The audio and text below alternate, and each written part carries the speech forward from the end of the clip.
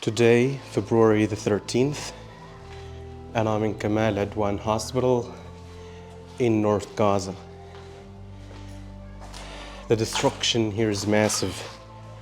Nothing would prepare you to see such an insane destruction. I will let the video speak.